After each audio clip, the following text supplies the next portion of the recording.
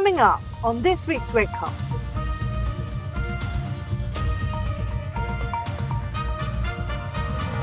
But what we're not so good at is the how. And that's what regulators have really dialed in on in the last couple of years, and it's starting to get pretty intensive. A lot of the stuff you see in the technology space, you do see again and again, just in different formats. These are things that people need to think about, and that means we're planning properly at the board level. Simply saying we're going to save money by introducing cloud systems or bringing in some version of what we claim is AI doesn't necessarily deliver outcomes. And at the core of that, it's smelling and feeling like they're really focusing on cloud concentration risk. People making these decisions and defining these strategies that have never worked deep in tech. At all of the banks I have worked in, there is still this giant dividing line between business and tech.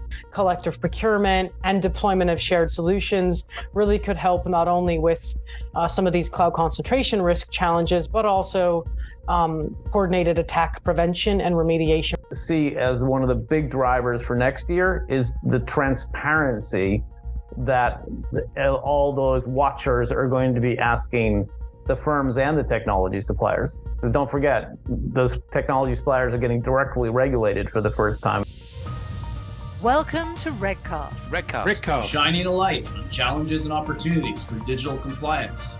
Hello, everybody. Welcome back. I'm PJ DiGiamarino, CEO and founder of JWG, and I'm very pleased to welcome you to Season 2, Episode 20, which is covering digital infrastructure risk. Now, the premise for this one is that there are fundamentally new rules on the landscape for banks and their technology providers. A recent Forbes article pitched it as new regulation is going to fundamentally change the landscape for the biggest tech companies. I would add, and their customers, meaning all the banks and everyone else that's using the services. And really, I think what we're seeing here now over the past couple of years has been a recognition in the system by the regulators that there's a huge systemic risk posed by the way we're leveraging technology. In the last 2 decades, we've covered lots and lots of rules. We've added lots and lots of tech to be able to help with all that. We can tell you, who's trading what, where, and how, and all the risks around that. But what we're not so good at is the how. And that's what regulators have really dialed in on in the last couple of years. And it's starting to get pretty intensive. So you need to think about your operational resilience. You need to think about your third-party relationships and anything that's called outsourcing. And then there's a whole bunch of rules around technology governance itself. Now, these things get really complicated. It's easy to say AI, but when you go to define it and look at what's done within the firm, everything becomes AI, which means all of your technology now is subject to new subjective principles about how things are meant to work. And you have to do things like explain how it works and look at how risky it is from the customer's point of view. So we have an abundance of data and cloud-based connectivity out there. The industry is doing lots of creative things, and we're continuing to push the envelope into more and more of the processing to take advantage of some of the economies of scale. But we're about to get hit with some pretty severe operational risk type controls that people are going to be checking up on. And ultimately, the board owns, because when you start looking at all these different controls, there's only one place they can all go. And that's something that's going to be very, very new and very challenging and difficult to get to grips with. So that's the conversation we're having here today. We have 2 excellent professionals with us. Let's kick off with Jonathan. Can you please introduce yourself and tell us a bit about your background? Thank you, PJ. For myself, my name is Jonathan Hatch. I'm a senior advisor and lawyer in the Innovation Hub, which is part of ASIC, which is Australia's Financial Services Conduct and Markets Regulator. Our focus is obviously in the Innovation Hub, trying to help people in the innovation space. The more broader regulator engages right across the market in the conduct and market spaces. My personal background is actually a wealth lawyer, and I'm also an academic who teaches across things like automation and artificial intelligence, hence my presence here today. Thanks very much. And good evening to you, and good morning to you, Monica. Good morning, PJ. Good evening, Jonathan. My name is Monica Sasso. I am Red Hat Samia Financial Services Chief Technologist, and I'm based in London. I joined Renahat a couple years ago from the industry, so from Deutsche Wealth Management. So, Jonathan, you and I are two peas in a pod here today, where I spent most of my career delivering large global regulatory and digital transformation initiatives. So, I always say for my sins, I delivered MiFID II for Deutsche Wealth Management globally. So, I'm au fait with all of the regulations and all of the challenges that firms and regulators as well have in this space. So, looking forward to the conversation. Well, thanks very much, Monica. I'm going to ask you to kick off, which is really give us your perspective on not so much the drivers behind the rules themselves, but the drivers within the firms that have to adopt them. What is it like to have to get to this inspection of the how? I mean, I think part of it is a learning curve for them. I think, if you think about the view, and I obviously come from a tech firm, so I can't speak like I'm a regulator, but I definitely can speak as a consumer and as somebody who has a vested interest in the system being stable. But I think at the coalface, it's all about building integrity and resilience into the banking and financial systems. That's definitely a top priority for governments and regulators globally. But I think the bottom line is they are thinking about it about the holistic stability of the wider financial system, and at the core of that, it's smelling and feeling like they're really focusing on cloud concentration risk. So that is the systematic risks associated with outsourcing common business critical functions such as payments or clearing, for example, to a single cloud provider or a handful of public cloud providers. So if there's a disruption or a vulnerability occurs within such a provider, the spillover impact could be significant if multiple financial institutions are reliant on that service without having sufficient redundancy. And by that, we think portability or the ability to move that application or service to a different location, whether that be to a private cloud, which is in your own data center, or to another public cloud provider. And the stat that scares me a tiny bit living in the UK, it came out about a year ago, but it was from the Bank of England, and they said over 65% of UK firms, so financial services and insurance companies, use the same 4 cloud providers for all their cloud infrastructure services, which gives that instability feel. We're not talking about geopolitical stuff. We're just talking about putting all of your eggs in one cloud-shaped basket, for example. And at the same time, though, banks want to run. They want the flexibility. They want to run different applications in different clouds at different times, depending on their needs or their strategy, so that they can drive business growth and modernize and compete with the startups and the fintechs. And it's not going away, right? Gartner predicted earlier this year that public cloud spend was going to top $500 million by the end of this year. That's massive. And these technology supply chains are becoming, which means that these technology supply chains are becoming quite complex. I think I need coffee too, PJ. So obviously, the result is that there is a wider and a potentially a more vulnerable surface area for attacks as well, which then have this risk of cascading down to the wider system for failures or outages. So not to paint a bleak picture, but that's where I think as a consumer and as a tech company, where the regulators and governments are focusing or on the how. Jonathan, how do you come at it?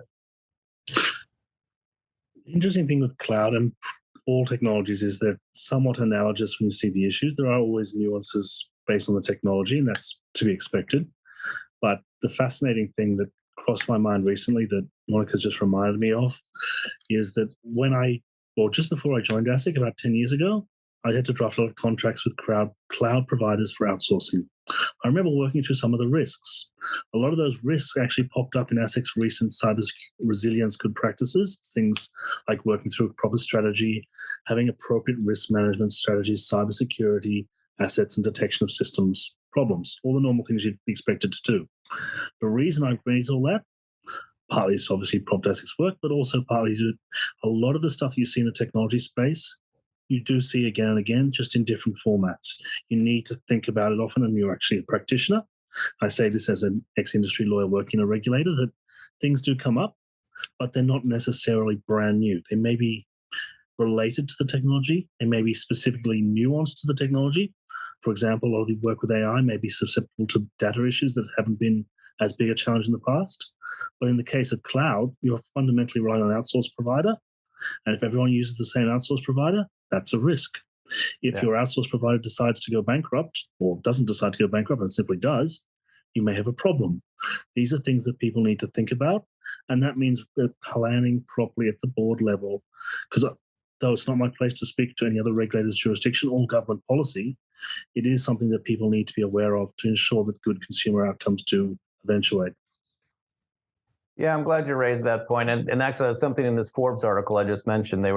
They pitted another industry commentator saying boards don't know anything about technology, and I sort of take a different view. I mean, if you're under 50, you've kind of grown up in an environment where all this stuff is very real and part of your business. So how can you not be aware of it? And I guess that's fundamentally, Monica, where I guess these control questions land, because things like operational resilience require the board to actually go through the scenarios, the risks, the controls, the accountability, the strategy, the testing, all that kind of good stuff, right? But yes, and I think now we're kind of moving a little bit into esoteric-y type stuff, because I do, to your point, right? Anybody under 50, thankfully I'm under 50, should know something about technology. I think the challenge here is you've got people maybe that are under 50 or over 50 indeed making these decisions. But even more importantly, you've got people making these decisions and defining these strategies that have never worked deep in tech. The only reason why I know a lot of these things is because I now left the business side of a bank and went to a tech company. At all of the banks I have worked in, there is still this giant dividing line between business and tech. So absolutely, Jonathan, I agree with you, right? Planning has to happen at the board level, strategy has to happen at the board level, but people need to we need to start educating the decision makers what it means when you say, I'm going, I'm going to go spend all of my IT money with a public cloud provider because they've promised me amazing stuff and innovation, and we can really, compete much better with the RegTechs and the FinTechs, and we can start to deliver a new way of working, blah, blah, blah. But the reality of it is they've made that decision. They've not bothered to jump over that wall and have a conversation with the people that do it to even understand, A, is it possible within the architecture? B, is it possible within, all of the constraints of the controls? And C, is that money really value for money when it comes time to, yes, we've removed a whole bunch of 150 lines of operational risk from our risk register, but you've also introduced 150 new ones that are actually kind of different now. So I think, to echo what you said, Jonathan, to close out on this first point, is I think education is key. And I think we've got people that don't necessarily appreciate or haven't been given the opportunity to understand and learn all of these things before making the best decisions. Yeah, I guess I question whether they ever could understand them. I mean, when I worked in a bank, I sort of I landed and said, right, show me how the architecture works, and you had to go talk to 100 people to figure that out. Yeah. And if you then peel it back, say, okay, well, when were these investments made? It was 1974. Yeah, there were lots of archaeological sediment layers you had to dig through just to understand what had happened and how the thing got built, right? So it's a bit like that, those shows where they go dig some trenches and people go through them just to figure out that one bit and figure out where the building was. But there isn't necessarily a plan, right? So there isn't necessarily a spec you can go to public planning and pull it off the internet and say, okay, this is what I need to do. So what is that going to mean for the people in these different silos that you were talking about, Monica? How is that in terms of the big challenges for next year? What has to happen within the regulated space as well as the regulator? I mean, I can say when we speak with customers and where our focus is for next year on three kind of very techie areas, and I will talk about them in a second, but all three of them are absolutely underpinned by corporate culture and processes and people and processes basically being modernized alongside of the technology. And I think we have this funny thing where we as consumers are demanding software at speed. Big companies are starting to be able to deliver software at speed, so that if I want to have my investment app updated every week, it can with all these new features. It is, but maybe the I will posit that maybe the people and the processes at firms haven't caught up yet with that pace. Their overall operating model hasn't caught up with that pace of how software is delivered. And when we talk to customers, we see that they're struggling with eliminating technical debt, and a huge amount of that is really about simplifying and standardizing technology estates, which actually comes back to reducing costs to run, obviously, but it's about digitizing and automating to drive some of these efficiencies. And that actually is a culture and a process change. That's not necessarily just a tech change. The second thing that we're seeing customers kind of grapple with is how do they chart their own flight paths to cloud native capabilities. Again, kind of goes hand in hand with this tech debt thing. And it does talk about people and processes, and it does talk about how companies can use cloud technology to deliver better innovation for their customers and for their employees as well on their own terms. That's the most important thing, right? It's at the speed that the firm wants. So, some of the public cloud technology gives much more flexibility than firms have ever had, just simply by the nature of its pay as you go. And then the third thing, that we're speaking a lot with customers about, this is actually why we're here today talking, PJ and Jonathan. It's about how to use it all, if you will, to build digital operational, a personal, if you will, digital operation resilience playbook, and chart their own path to compliance using technology, because technology isn't going anywhere. It's ubiquitous, right? And I think in that angle, all three of those things point to the fact that resilience and innovation, they need to be partners, not opposing forces. And organizations really should take a holistic approach with, security baked in to the DNA of their overall ecosystem and technology supply chain, rather than add all of it as an afterthought.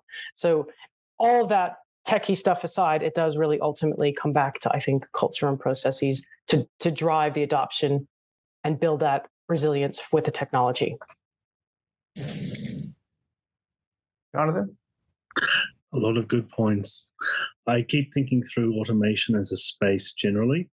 Now, everyone talks about digitization. It kind of is the thing at the moment, and it probably has been for a very long time. Firstly, that worries me because having worked in this space for some time, whenever something is the thing, a lot of people come in as the solution provider, claiming they have all the answers and are willing to take your money to do it. So that's the first challenge, but that's not what I was going to say. The bigger ones I actually think about is things like looking at how corporate governance will actually fit with what you're trying to do. That means looking at the business as a whole. And yes, I'd say board is responsible, but it may mean people need to understand what's going on from the top to the bottom, as we've alluded to in some of the institutions. It also may mean that in many cases, when you are bringing technology in, there's as big a process of bringing the technology in as in terms of the selection as there needs to be the assessment of what the organization is actually doing, what interdependencies there are within the organization, what processes they may impact by doing certain technological developments. And if you do take this sort of blow everything up and restart and rebuild internally, you need to ensure that the business remains operational, because it's not an excuse to have digital misconduct as an justification for bad conduct. Just like any other regulated population, you need to meet the requirements imposed. And that means that often it's necessary, and a lot of organizations are setting this as priorities, including ASIC, are looking at how the company will use technology and things like data analytics moving forwards. But it means the technology that's used has to be used correctly, and you actually have to understand what it's doing. One of my frustrations as an academic, having taught this and having seen it in the standard space where I work with some of the industry standards development, is that people come into this space, look at it and try and impose things because they want to finish something, say a KPI in a certain time period. But sometimes it takes time and effort to really develop the right solution and work through what is the best practice, whether that be ISO or IEEE standards, whether that be employing different technological solutions, or whether that be a matter of working through how laws are changing and how a business may need to adapt, rather than just band-aiding another technology solution on top. There's often the need to actually work through the consequences. And maybe because a lot of this software is often sold as an efficiency, there are other benefits that need to be considered as part of the process, such as improved compliance, adopting commit some sort of cooperation models with things like RegTech or subtech providers to deliver better outcomes and work through how things like digital regulatory reporting can be done more efficiently. Well, a lot of great points there, and I guess across both of your points, I sprung to mind while you were talking the BCBS 239 poll, the latest one that they did. The 239 is the bunch of principles for how you manage data. And the last survey of all the GSIFIs, the systemically important firms, came back with a lower benchmark rating than the last one recently. And I was curious and I dug through why, and they blame the cloud. And you know why? I had to go talk to people, ask, well, why is that? How did that happen? And they said, well, basically everybody now can make their own decisions. So the quality of the data goes down because everybody's ring fencing and saying, I'm going to do it my way over here because it's my business and I'm paying for it, darn it. So I think a lot of the things around that you both are speaking about get back to who controls the unit of technology, whether that be a headcount or whether it be investment in the platform. And ultimately, I think that's where the battleground goes in terms of how do we think about justifying some of these decisions. Monica, in your discussions, what are you seeing around those kind of, especially in a budget constrained environment like now? How's that going? Yeah, I'm going to be careful about how I'm going to try to tiptoe around some of it, some of that, PJ. But I think I can. It's only been 2 years since I was at a big bank, so I can appreciate that. But I think there's a lot of parallels here. We see this when we go and we speak with heads of architecture, heads of infrastructure, or CIOs. There's a lot of these the shadow IT, right? And some of that is a result of exactly what you just described, right? I'm a business line owner. I'm an MD. I'm a product owner. I want to get I'm going to make it up, my payments platform doing whatever the best thing is possible because I'm remunerated on volume of payments, for example, right? Again, I'm kind of making it all up. I want to go and just spin up an environment in a public cloud environment because I want to get stuff done faster. I want to innovate better. I want to be able to deliver more value to the firm. And you end up in that scenario exactly as you described, where you've got people that are kind of not necessarily not following the rules, but they're not totally following them either. And these rules are there for a reason. And this is where I think we have some of these silos, that Jonathan that maybe alluded to, or I guess I alluded to, not Jonathan. Sorry, I don't want to put words in your mouth, Jonathan. And you've got maybe your silos over here for data, you've got your compliance over here, your controls here, you've got your business here, and then you've got your IT ops guys here, and then you have your IT devs over there. And you've got to find a way to go across all of them if you have a problem and you want to deliver something for it. So I do think it's a symptom of big companies in general. It's not just exclusive to financial services, but also financial services is has this much more acutely, I think, because it is such a highly regulated area. And we have, if you're a global bank, right, you've got hundreds of regulators that you have to comply to, thousands of regulations that you have to comply with. And then, there's so many threads that are similar between all of them, but you in the past have always implemented them in an isolated way. And now you want to try to do stuff fast and you really can't. You can't do stuff fast and follow the rules. It's not you can't, it's a challenge is really the thing. And I think that's what we're talking about right now. Yeah. Very true. I would just quickly add there that the thing that comes to mind as we discuss this, again, I'm going to tiptoe around the question a little bit, PJ, is you get what you measure. Yes, it's sounding very academic on my part, but if you tell IT or you tell a business unit, either one, they need to cut costs 10%, they'll probably manage to cut costs 10%. You may have follow-on consequences you don't like. And at a management level, that needs to be allowed for. Simply saying we're going to save money by introducing cloud systems or bringing in some version of what we claim is AI doesn't necessarily deliver outcomes. And the fact that many people don't actually understand what they're talking about, because I still remember the example I gave you before, people saying cloud could solve all sorts of existing issues, such as policy. I'm still as yet to see cloud solve policy in 10 years. So it's what you need to think about in the governance and selection. More importantly, it's also about understanding what your colleagues in other areas of the business are doing and what the expectations are from them, because they are all stakeholders in a lot of important decision making. That might mean engaging with them early rather than coming in at the 11th hour and telling someone, this is what we're doing. Yeah. Yeah, and I think you both made very excellent points. It was a challenging question, so thank you for answering it. And I guess in terms of then the conclusions we can all draw from that and try to get what are the real things that people will get when they come to listen to you on the conference, which is coming up now next week, 9th, 10th of November. What are some of the things that you think people will be taking away from our conversation about the how, Monica?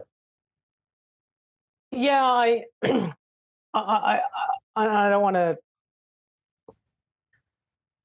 I think it's very clear now that financial institutions, their systems, if you will, do not operate in isolation, right? So resiliency and security, they need to be a cross-industry effort.